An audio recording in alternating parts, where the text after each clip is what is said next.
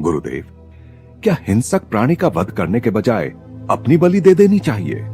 नहीं, मानव देह अमूल्य है।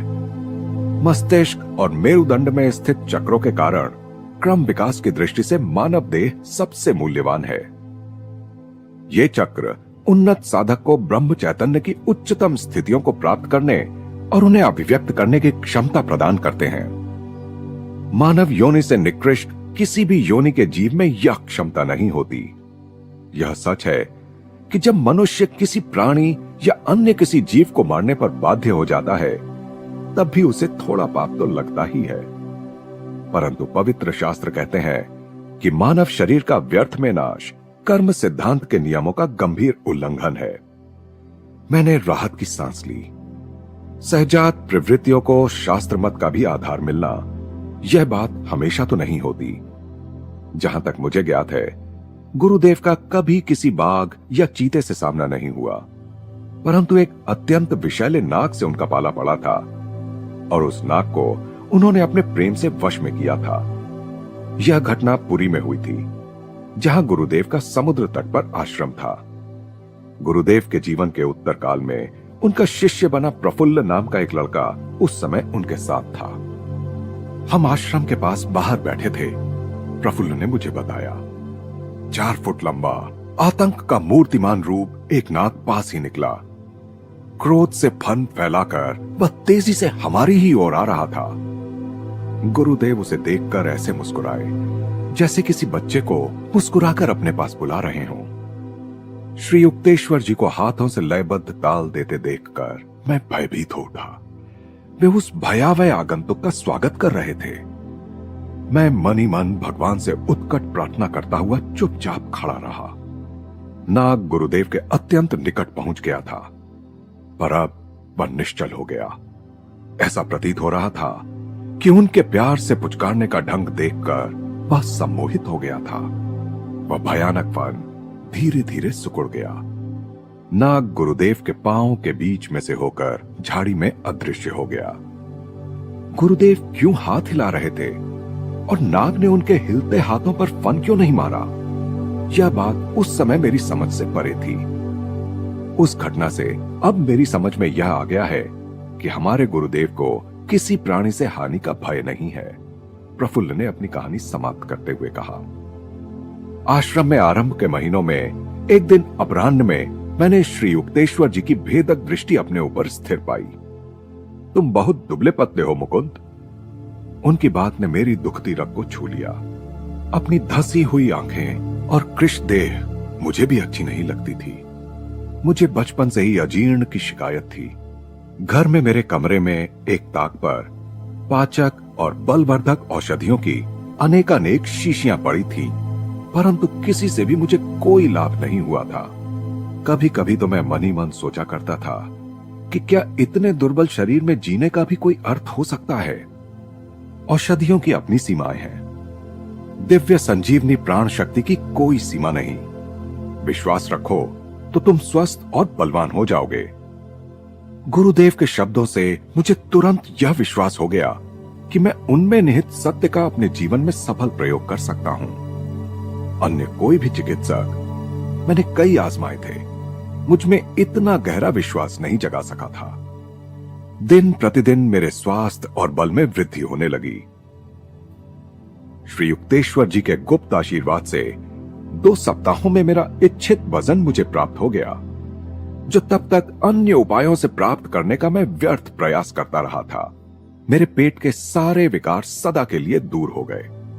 बाद में तो अनेक बार अपने गुरु को दैवी शक्ति द्वारा लोगों को मधुमेह, मिर्गी, क्षय रोग और पक्षाघात जैसी बीमारियों से मुक्त करते देखने का सौभाग्य मुझे प्राप्त हुआ।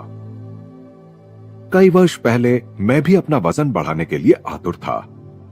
मुझे स्वस्थ करने के थोड़े ही दिन बाद गुरुदेव मुझे बता रहे थे, एक उग्र बीमारी से उठने के बाद मैं स्वास्थ्य लाभ कर ही रहा था कि वाराणसी में लाहिड़ी महाशय के दर्शन के लिए चला गया।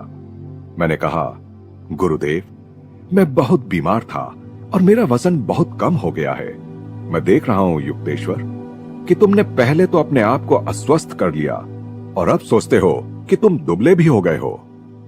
मुझे जिस उत्तर की आशा थी उससे तो यह उत्तर कहीं हटकर था।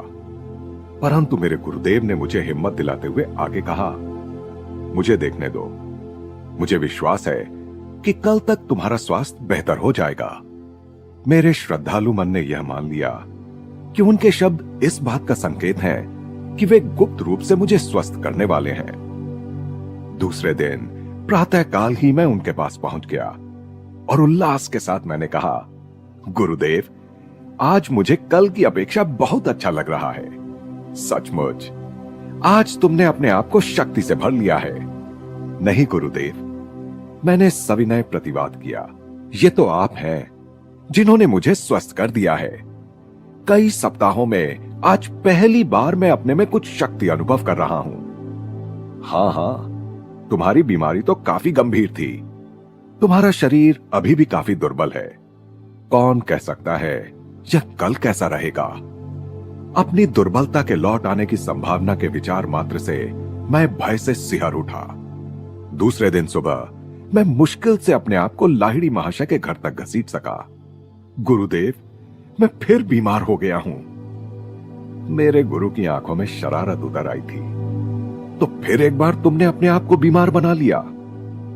मेरा धैर्य समाप्त हो गया। मैंने कहा, गुरुदेव, अब मैं समझ गया हूं कि दिन प्रतिदिन आप केवल मेरा परिहास कर रहे थे। मेरी समझ में नहीं आता कि मेरी सच्ची बातों पर आपको विश्वास क्यों नहीं होता। सचमुच वे केवल तुम्हारे विचार ही हैं जिन्होंने तुम्हें बारी बारी से दुर्बल और स्वस्थ अनुभव कराया है। मेरे गुरु प्रेम से मुझे निहार रहे थे। तुमने देख लिया है कि कैसे तुम्हारा स्वास्थ्य तुम्हारी अवचेतन प्रत्याशाओं के अनुसार बदलता रहा। विचार भी विद्युत शक्ति या गुरुत्वाकर्षण शक्ति के समान एक शक्ति है। मानव मन ईश्वर के सर्वशक्तिमान चैतन्य का एक स्फुल्लिंग है। मैं तुम्हें दिखा सकता हूं कि तुम्हारा शक्तिशाली मन जिस किसी भी बात में तीव्र विश्वास रखेगा वह तत्क्षण घटित होकर रहेगा। यह जानते हुए कि लाहिड़ी महाशय कभी व्यर्थ बात नहीं करते, मैंने श्रद्धा और कृतज्ञता से भाव विभोर होकर उनसे कहा, गुरुदेव, यदि मैं सोचूं कि मैं स्वस्थ हूं और मेरा वजन पूर्ववत हो गया है तो क्या ऐसा हो जाएगा? इसी क्षण भी ऐसा ही है। मेरी आंखों में एकाग्रता पूर्वक देखते हुए गुरुदेव ने गंभीरता से कहा। मैंने तत्क्षण न केवल अपनी शक्ति में बल्कि वजन में भी वृद्धि अनुभव की। लाहिड़ी महाशय पुनः अपने मौन में खो गए। उनके चरणों में कुछ घंटे बैठने के बाद मैं अपनी मां के घर लौटा, जहां काशी जाने पर मैं रुकता था। बेटे, तुम्हें क्या हो गया है? जलशोथ की बीमारी से क्या तुम्हारा शरीर फूल रहा है? मां को अपनी आंखों पर विश्वास नहीं हो रहा था। मेरा शरीर अब वैसा ही हृष्ट पुष्ट हो गया था जैसा बीमारी से पहले था। मैंने अपना वजन किया तो देखा कि एक दिन में मेरा वजन 50 पाउंड बढ़ गया था और उसके बाद वह वजन हमेशा के लिए बना रहा।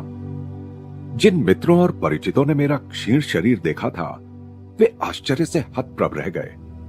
उनमें से अनेकों ने इस चमत्कार के परिणाम स्वरूप अपनी जीवन दिशा बदल ली और लाहिड़ी महाशय के शिष्य बन गए। ईश्वर में सदा जागृत मेरे गुरुदेव जानते थे कि यह संसार और कुछ ना होकर केवल सृष्टा का मूर्त रूप धारण किया हुआ स्वप्न है।